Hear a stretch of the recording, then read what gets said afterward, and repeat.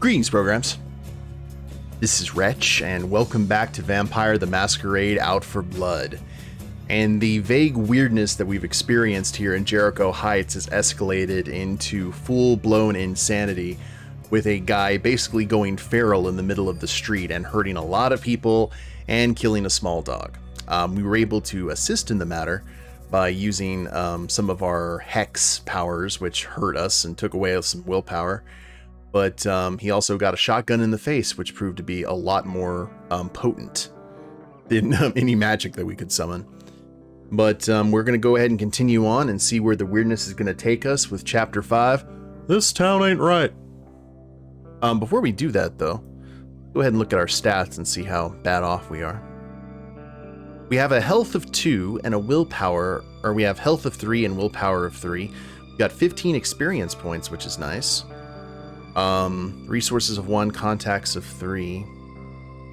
Considering how the game seems to run now, I'm very curious about how we're going to be spending our XP going forward, because this definitely seems to be kind of a min-max game, instead of being kind of a jack-of-all-trades. It seems like we have to have at least a combination of 5 in stats to get anything done. So that's something we may need to take to look at before we jump in. Alright. Although I felt very weak, I did not feel ill, and strength, one always fancies, is a thing that may be picked up when we please. Joseph Sheridan Lefanu, Carmilla. You sit on a wooden bench outside Dimple's laundromat watching the tumult of law enforcement, EMS workers, firefighters, news reporters, and onlookers.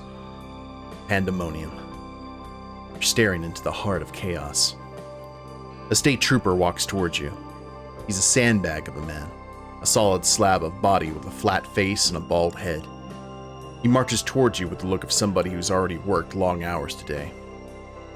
I'm Trooper Stewart. Pleased to meet you, though I wish it was under better circumstances. Hello, Trooper. I heard you saw the whole thing. In all my years as a trooper in this area, I've never even heard of a situation like this. Ooh.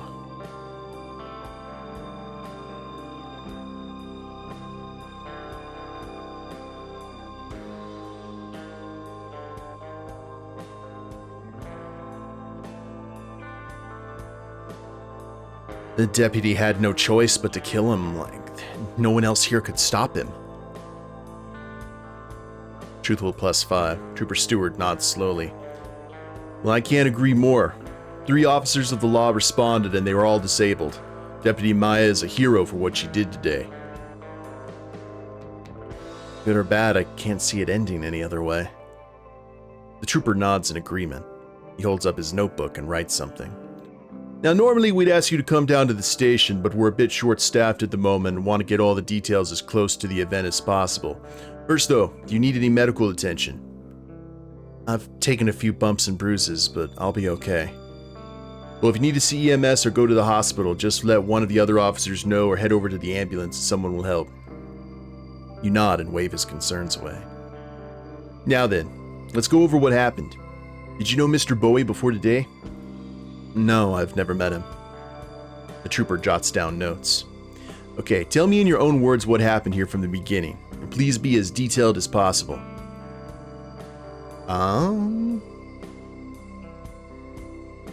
Okay, manipulation subterfuge, palm subterfuge, int awareness. I don't think I have a whole lot in subterfuge. I have nothing in subterfuge. Int and awareness. Int, I have 2. Awareness, okay, I have 3. So that is definitely what we need to do here. Tell him every detail I can remember to help his investigation, and may also help my standing in the community. Matter of fact +6, truthful +4. You start from the beginning and give as many details as you can remember to help the investigation. Your ability to recall events impresses Trooper Stewart, who writes feverishly to keep up with your narrative. And this is all really good, thank you, he says at the end of your statement. You've covered everything. I'm going to let the sheriff's office and the mayor's office know how much you've helped. Influence +1. The rarity of this event has pulled in interest from across the state. Few freelance journalists from the city roll onto the scene, and police officers and members of the sheriff's office block off the road and wave away the reporters, all racing to get a story for the 6 o'clock news or the next edition. Their cameras film Duke Bowie, draped in a sheet, being loaded into the back of a van marked Coroner's Office. You turn back to Trooper Stewart. What happens next? He tucks his notebook under one arm and rests his other hand on his belt. Well, I have your statement, and that's all I really need from you at the moment. If you think of anything else you want to add, you'll have my card to reach me directly. Otherwise, you can call the sheriff's office. Is there anything else you'd like to state now?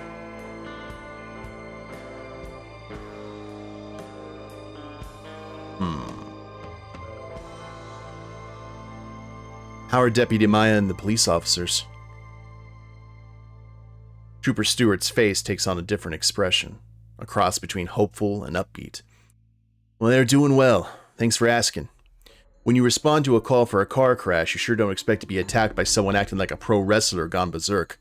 All three of those law officers are badasses. They'll need a few days, but they'll be just fine. More state police cars show up, as well as some vehicles marked DeKalb County. Sirens blare and the flashing lights remind you of real crime scenes. Chicago crime scenes.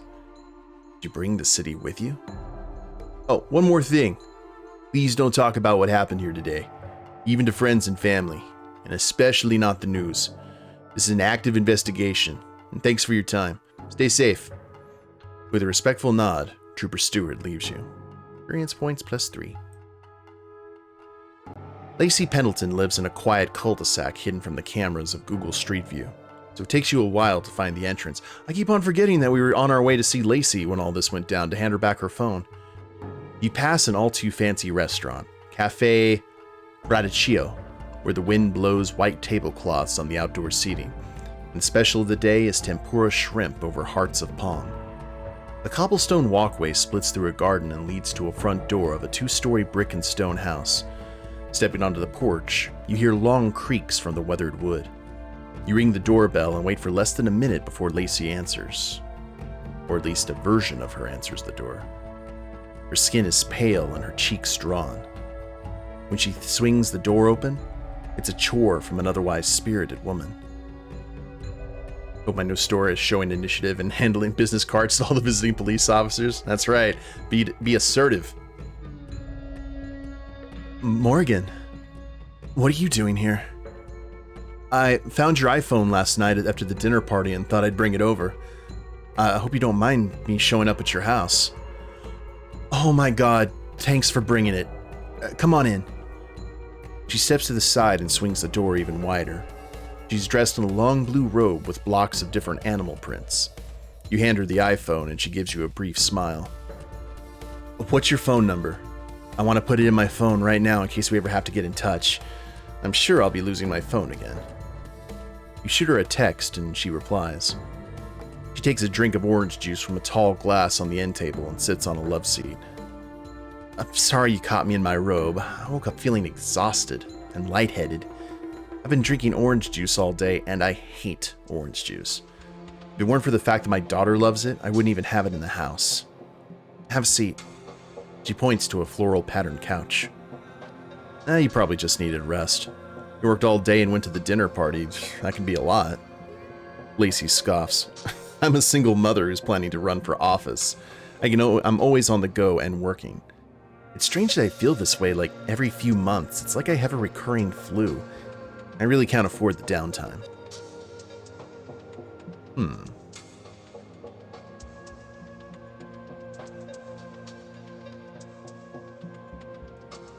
Have you gone to a doctor?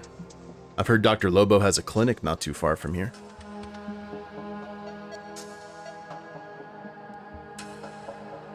She shakes her head and squeezes her eyes together like her head is in pain. I've been to her a few times. I'm not too impressed with her powers of diagnosis. When I was there 2 months ago, she suggested having blood work done. I'm so tired and lightheaded, why take my blood? Like the compliant patient I am, I gave in to her. You know what she told me when the results came back? I needed rest and more folates in my diet. Maybe eat a steak once a week. Yeah, thanks for nothing. Michaela's words come to mind. Vampires live here. Lacey's symptoms sound too much like blood loss to ignore. You can't help but wonder if Michaela is onto something. But how can you find out the truth? Sneak around Bleakrest House at night with your neck exposed? Morgan, you okay? Lacey asked with a look of concern. You zoned out for a minute. Sorry, I was lost in thought. What did you ask? I just got an alert on my Citizen app about some commotion over on Chestnut Street. Did you see what happened?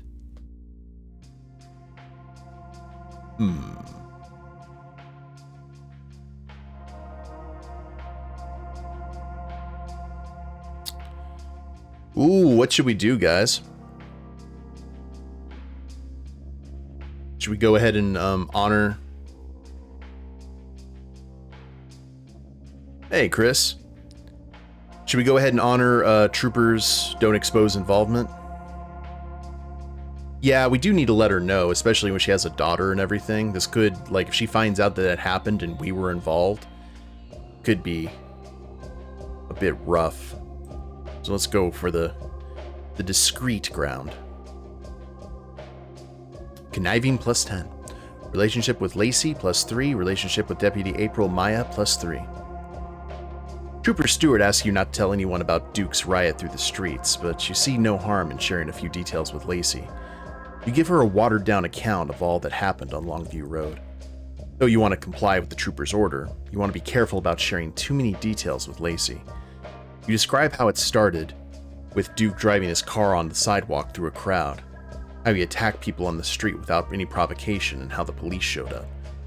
You tell her how Deputy Maya shot Duke and killed him. Oh God, that's horrible. Now we'll probably never learn why. I just can't believe the Duke Bowie that I knew was the man who attacked people on the street and fought police officers. She pours herself more orange juice from a container and takes a sip from her glass. You know, I don't wear a lot of tinfoil hats, but I think someone must have set him up. I don't know if they drugged him or hypnotized him or what, but what you're describing is definitely out of character. It's like there are two people. The Duke you saw rampaging through the streets and the one we knew who would clean the snow out of the church parking lot for free and give kids piggyback rides during the summer festival. Relationship with Lacey +3. You and Lacey are quiet with your thoughts for several long minutes. Lacey holds up her iPhone. I need to plug this in upstairs, and then I think I'm going to lie down. Thank you so much for bringing it to me. I owe you one.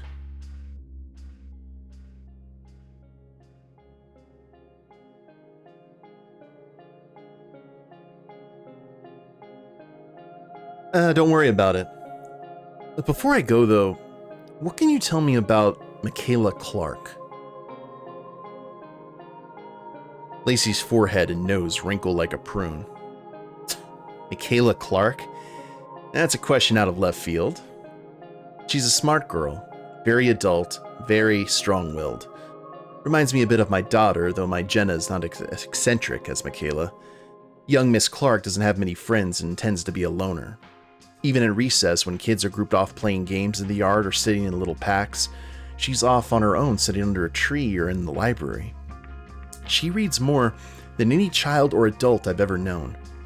Though the guidance counselor and myself have tried to encourage her to socialize with people her own age, she just won't do it. She's really clever, though. She even joined the soccer team just to shut us up. She barely talks with the other players, but it's hard for us to complain when, at least on paper, she's hitting all of her marks. Why do you ask? You've been thinking about the bomb Michaela dropped. That there are vampires in Jericho Heights. Questions keep circling in your mind.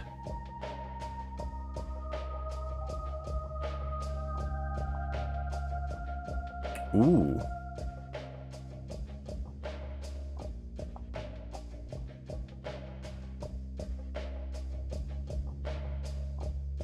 What do you think, guys?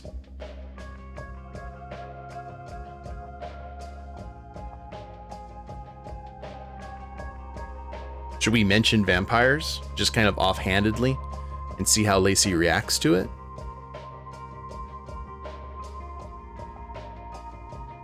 Got potential.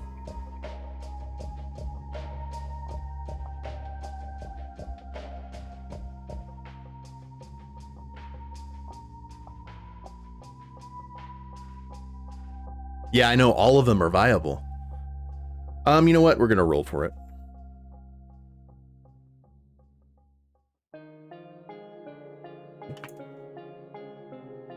All right. She came into my store today and told me some wild tale about vampires living in Jericho Heights. She has quite an imagination. I want to see Lacey's reaction when I mention vampires. Truthful +5, impulsive +13. Lacey shakes her head with a sigh. Vampires in Jericho Heights? I only know about those bloodsuckers in the town council. Seriously though, she has quite the imagination. I'm hoping you told her there's no such thing. I didn't say it directly, but I tried to find out why she thought there were vampires in town. Look, Michaela's a great kid who's very grown up at times, but she's still just a kid. I encourage her creativity but when her lines between reality and fantasy start to blur, that's when I get worried. Have I procured a romance option with anyone yet? Yes. With potentially with the old childhood sweetheart. Named Salem. Is she the kind of kid to make up things just to get a reaction out of people or to make herself sound more interesting? Lacey starts up the stairs toward the second floor and turns to face you. She doesn't do that.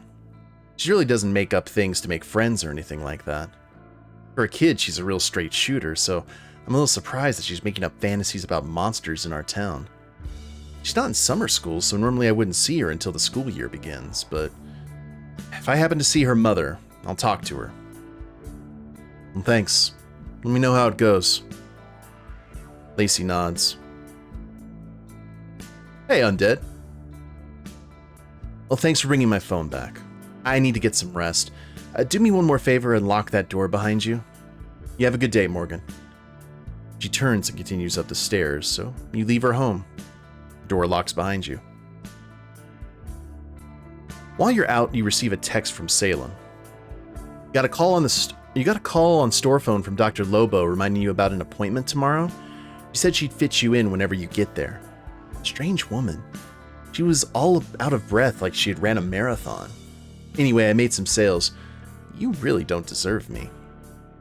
As soon as you finish reading the first one, another text comes through from Salem. Also, I'm locking up the store and heading out. I told Lamb he can go home.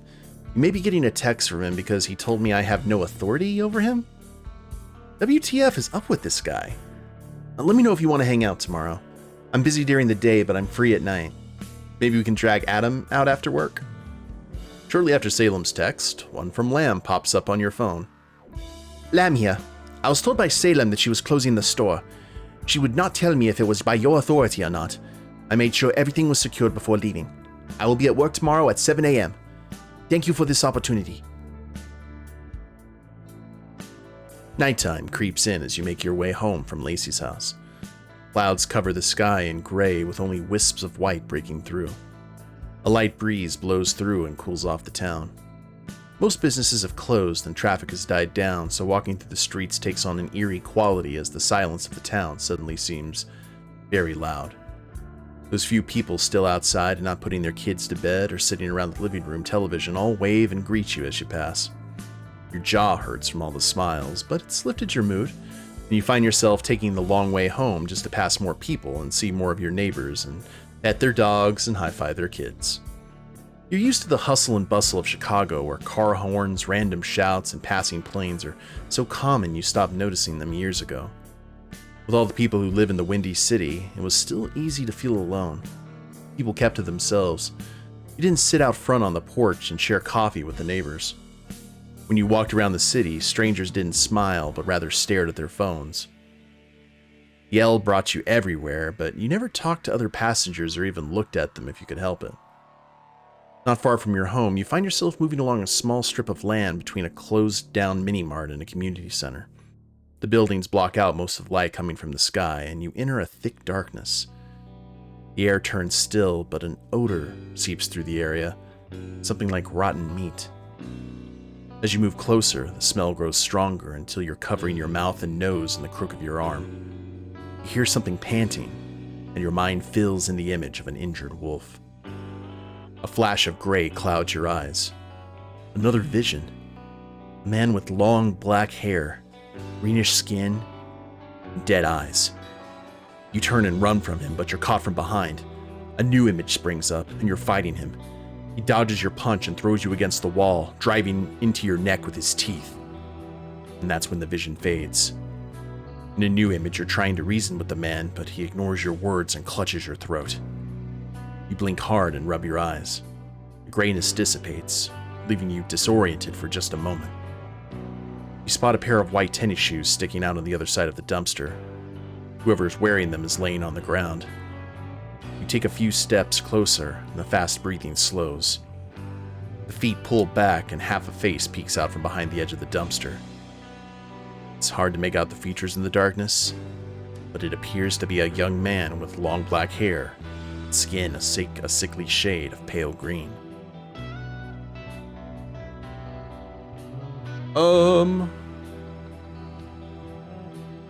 What's our wits and awareness? 5. I stay back and observe him from a safe distance. Inquisitive +3. That's not long hair. Something feels off with this man, and you'd rather be cautious than make a sudden move and risk him getting violent. Standing a car length away, you circle wide to see more of him. When he leans out, you can see his face. His skin is a patchwork of deep tan and acidic green, wrinkled and sagging like a spoiled peach. His eyes are filmed over to a dull yellow. You see glimpses of worms and maggots writhing in his open wounds. I've read about creatures like this, but you've never seen one in person. Could it be an animated corpse, a zombie, or some other creature created by necromancy?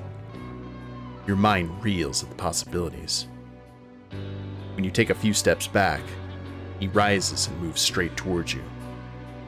Just stay back. I don't want any trouble. You say and step backwards until you bump into a wall. Also, I do have something that I want to bring up that I just completely spaced.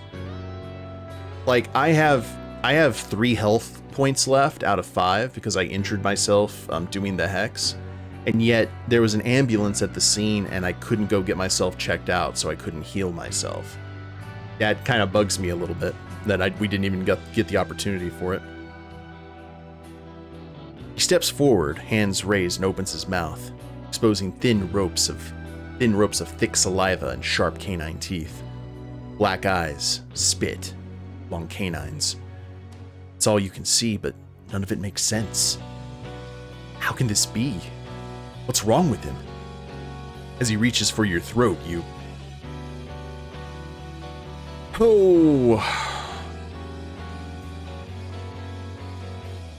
I would say either Nosferatu, if we're doing like New World of Darkness, Nosferatu or Hecata.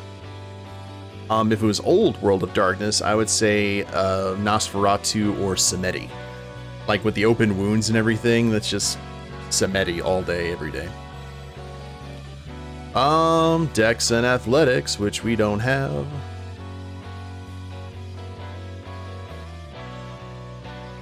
Res and Occult, Strength and Combat, that ain't gonna happen. Charisma.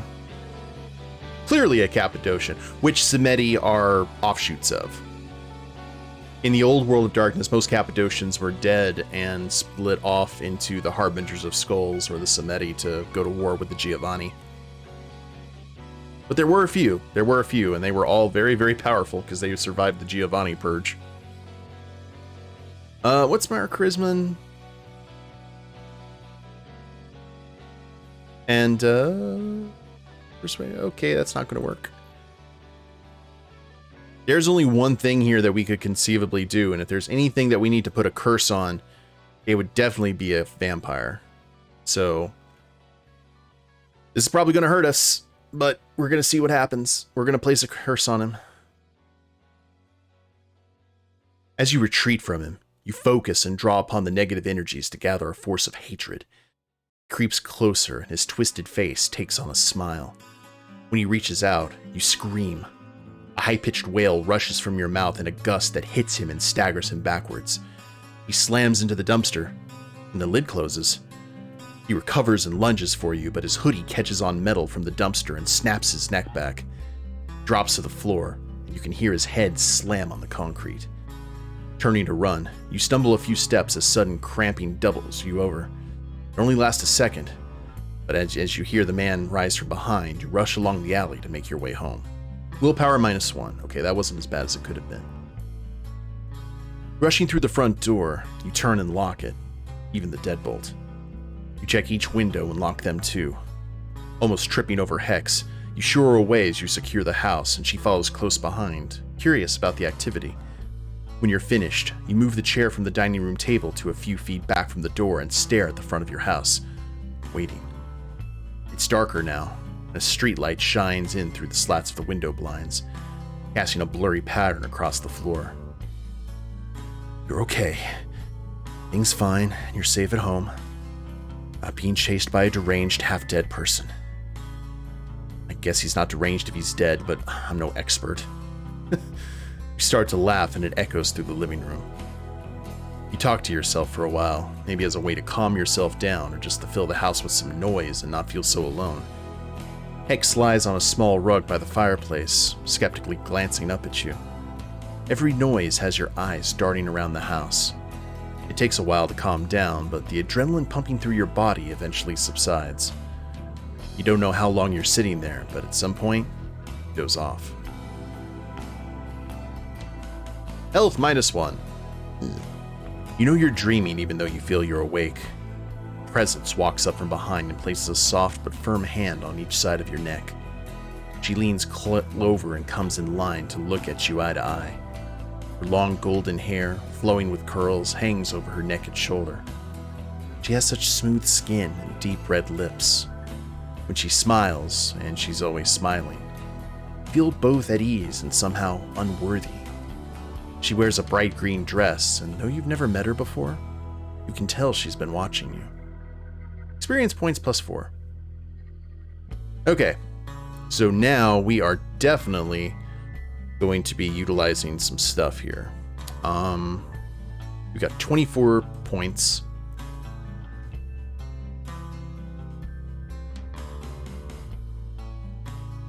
Man.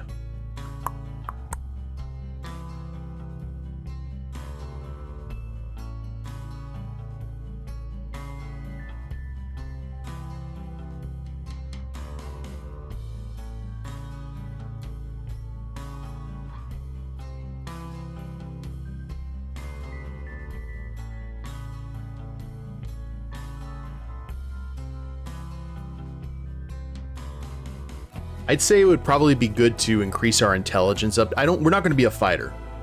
That's just the God's honest truth. We're not going to be a fighter.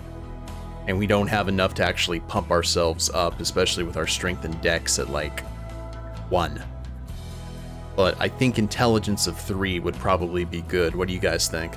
It seems that a lot of our stuff seems to be focused off intelligence, and then we can throw in some points in some of the skills to make sure that we have 5 in the dice pool.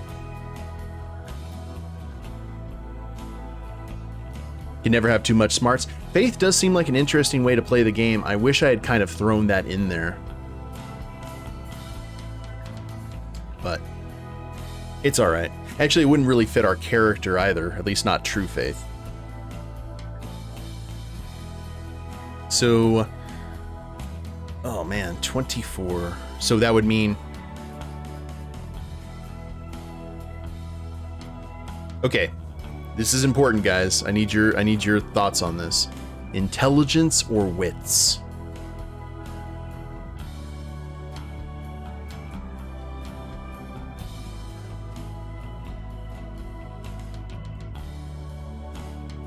Cat says wits.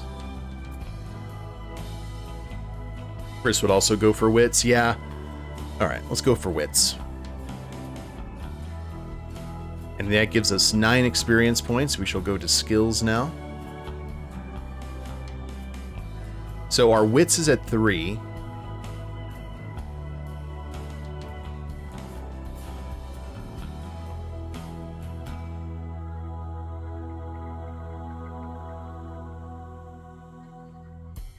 I'd say probably Persuasion.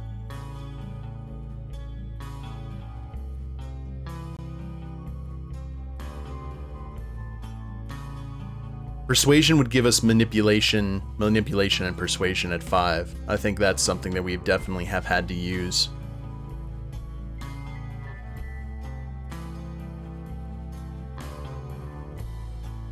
Subterfuge.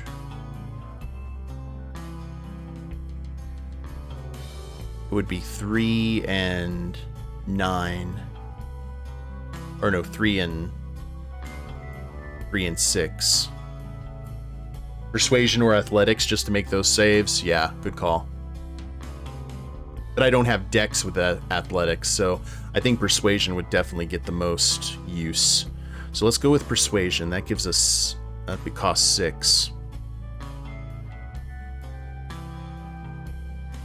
And I have 3 points to spend here now.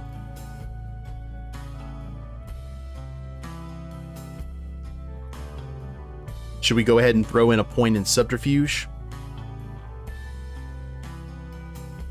Subterfuge, eh?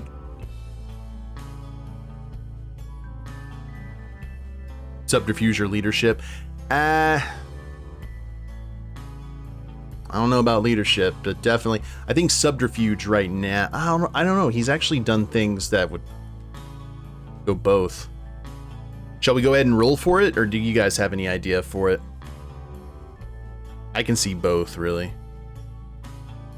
My entire thing, though, is the cover of this game is like a bunch of people together, so I'm wondering if we're going to be like gathering our own little like Scooby gang to go against the undead. You go with subterfuge, undead? Okay. Get 1 dot on each. I'd like to, but I only have 3 experience points left. I'll tell you what, we'll roll, because I'm good with either. Let's go with evens leadership, odds subterfuge. 5. Subterfuge it is.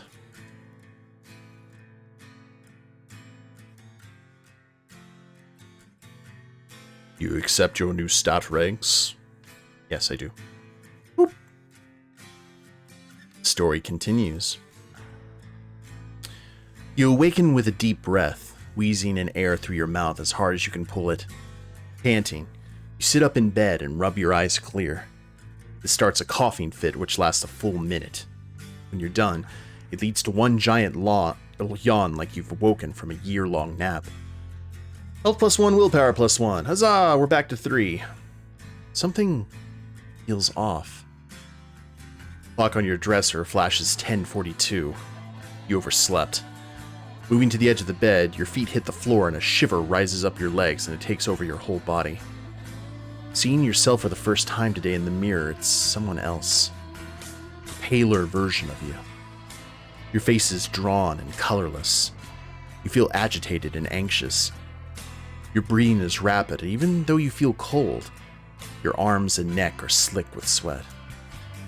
Wait, how did you even get to bed last night?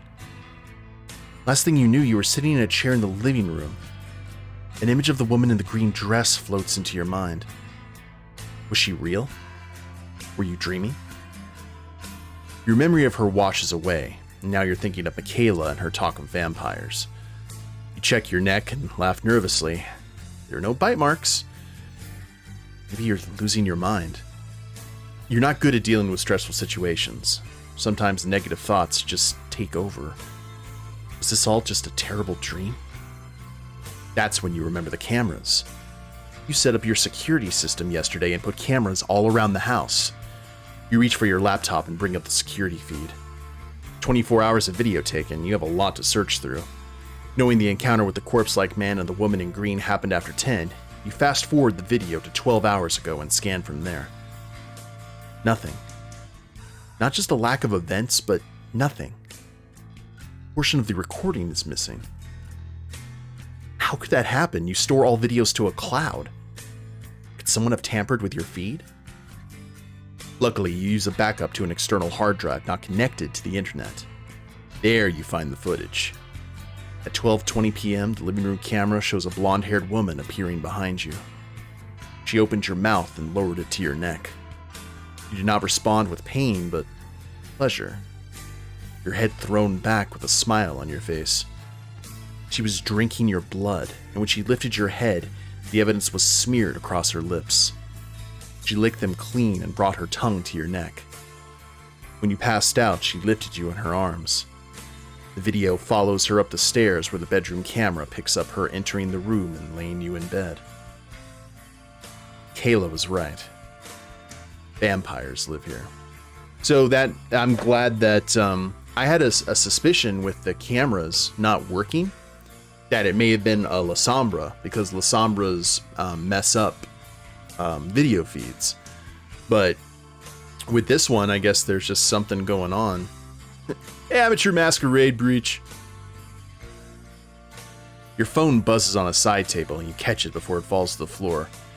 There are 7 text messages, most from Lamb. Will you be opening the store, or should I do it? Since I have not heard from you, I am opening the store. 3 potential customers are waiting, and I do not want to lose their sales. One of the customers just wanted to use the bathroom. I kicked them out. The other 2 customers are browsing. I will make these sales and report on my success. I made a considerable sale from the first customer. The second one asked about lifetime warranties and shipping to our home. I offered her a 24-hour money-back guarantee and a bag with a handle so that she could carry home. She asked to speak to my supervisor. Your absence is highly irregular. I called the police, but they have asked me to check the house. I told them I would never invade your privacy. They became angry and hung up on me. Very unprofessional. Will you be coming to the shop today? 10:45. I've come to the conclusion that you are either abandoning the store, have lost your phone, or in a situation bearing your ability to use your hands to text me back.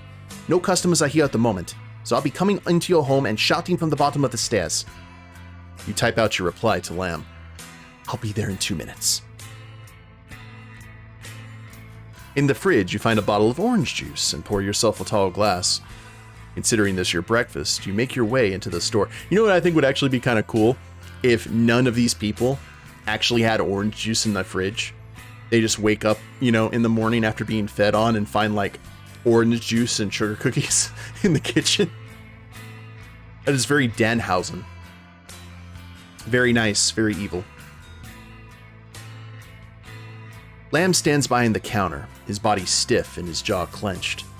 He's muttering to himself in Vietnamese as he angrily wipes the cash register clean. When he sees you, instead of relief, he shakes his head and throws down the rag on the counter. This is not the way to run a business. I work for you and accept my position, but must state my dissatisfaction, he says and folds his arms. And now I will give you a moment to explain. Charisma and leadership. Well, we got the charisma. We do not have the leadership, though.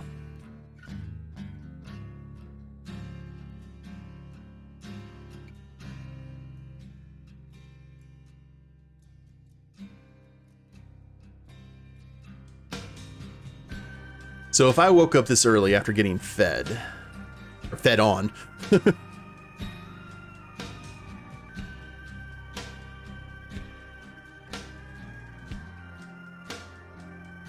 the store is closed today.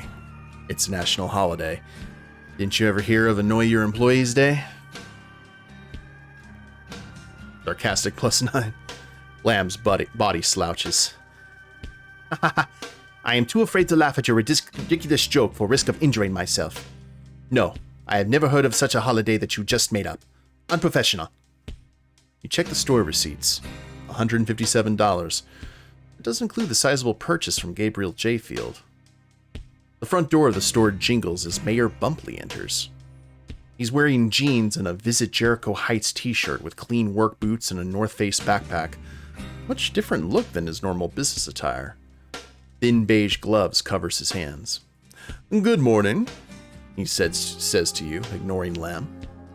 As he walks to the counter, his expression changes to one of concern. Are you feeling well? You look under the weather. Is it because of the whole ordeal with Duke Bowie? You shake your head. I had a rough night and woke up sick. Thanks for your concern, though. The mayor glances around the store, notices Lamb, and gives him a curt smile and nod. So, Morgan, can we talk privately for a moment? I don't have a lot of time, but I really would like to discuss some business with you. Lamb sniffs deeply and wrinkles his lips. I will count inventory on the back shelves, he says and walks off, glaring back at Mayor Bumpley. Oh, we can go to my office, you say and point to the door that leads in back. No need, this'll be quick. And then I'm on my way to help with the search of Tyler Sanders. You remember the boy who went missing? Yeah, I didn't realize there was a search party. The mayor nods. His expression shows deep concern. A member of the sheriff's department is leading a group of volunteers through Long Valley Park. If you wish to join us, we can use all the help we can get. We have another team going out at 7 o'clock if you want to join us. Of course, I'm going now and we'll be there all day. He steps closer to the counter and lays his hands on it. Now, let's turn to business. I'm not sure you're aware, but your grandfather left the store with sizable debt. Most of that debt comes from a sizable loan from the First Bank of Jericho Heights. Did he make you aware of any of this?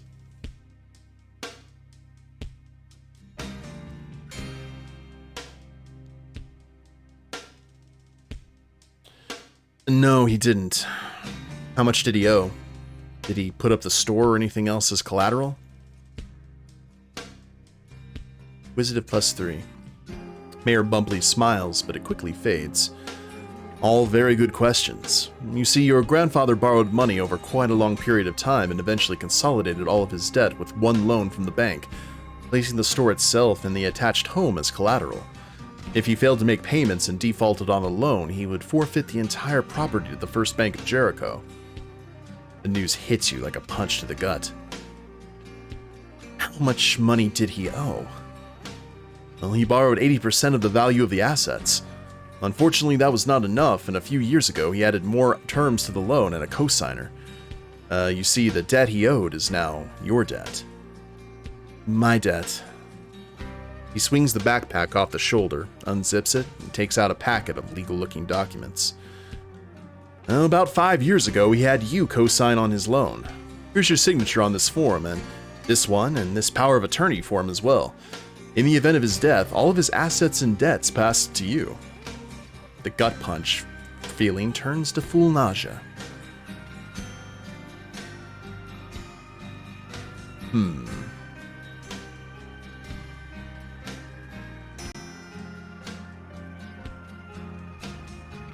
I don't have any intimidation.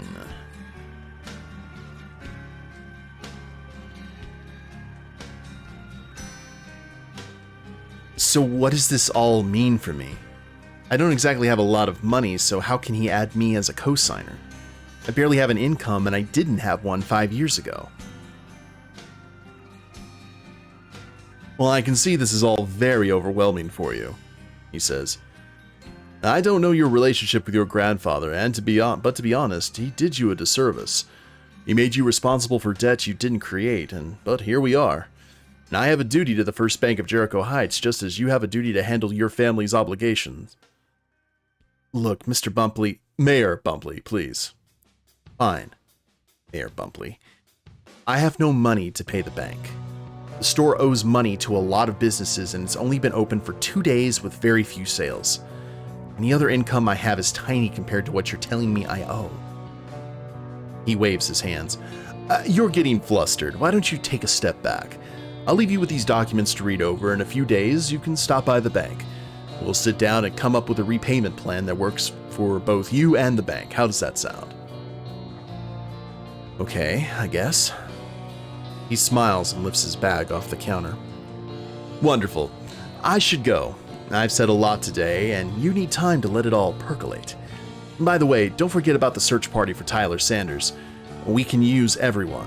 And it would be good to get out of there and let people see you. May even help your sales. Experience points +2. Oh god. Keep calm and carry on. Alright guys.